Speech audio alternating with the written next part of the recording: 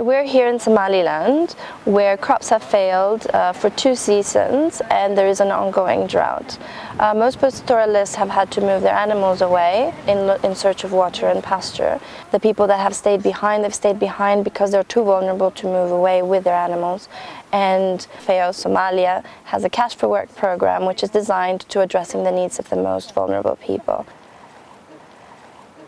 FAO Somalia has Cash for Work activities, which is basically, in simple terms, hiring people to construct and rehabilitate basic productive infrastructure.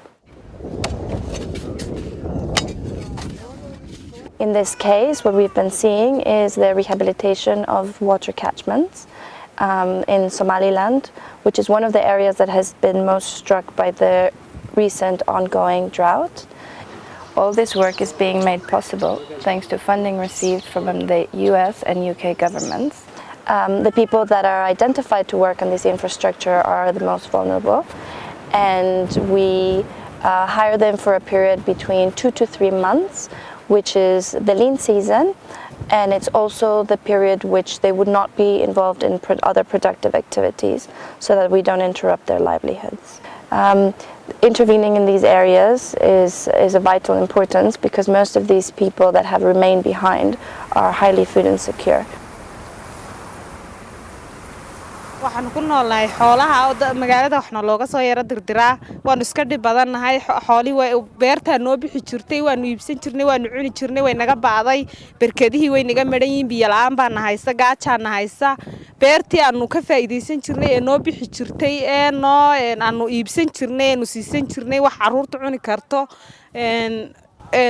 xoolaha siisan jirnay qarankan xoolaha siisan jirnay uu baay waa ciida waxa la wax kale oo cunna geedihii way qalaleen waxaan cunaa ma jirto waan iska dhib badanahay wallahi shaqada waxaan ugu qasbay gaajo waxaan cunno kolkan weynaa xooli waxaanu siino ayaanu shaqada soo gal laba kiilo sonkarays waxaan rajeynaa inaan ubadka wax u siiyo xoolaha wax u siiyo xoolaha ruqanayaan wax u siiyo aan maxaan ku raadayay caruurta wax u siisto aanu biyo siisano wixii aanu noo gaadhay baanu siisano. We've carried out surveys after implementing Cash for Work activities, and we have found that most people will use the first payment to buy food and to pay previous debts, and they will use the second payment to invest in their productive assets. Somalia has very high levels of unemployment, particularly looking at youth. There are over 60-65% youth who are unemployed.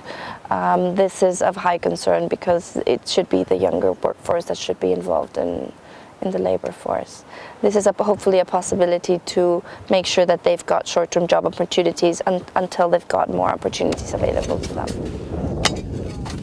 waxay ugu dambeysay beerahan halkan beera xidhayada naxarada waxaan baliga hayn dama jirto beeraha la yar xidhaa beeruhu way istaagtaagtay waxaan shaqo ku heleen ma jirto nolosheedu waan dhiman lahayn hadaa ma soo gaadhnay haddana baliga helin oo wax ku sii qaadan waxaan inta ka qabtaa shaqan qabtaa baliga oo waan dhooba qaadna balagno baliga lacagna waa ku helaa.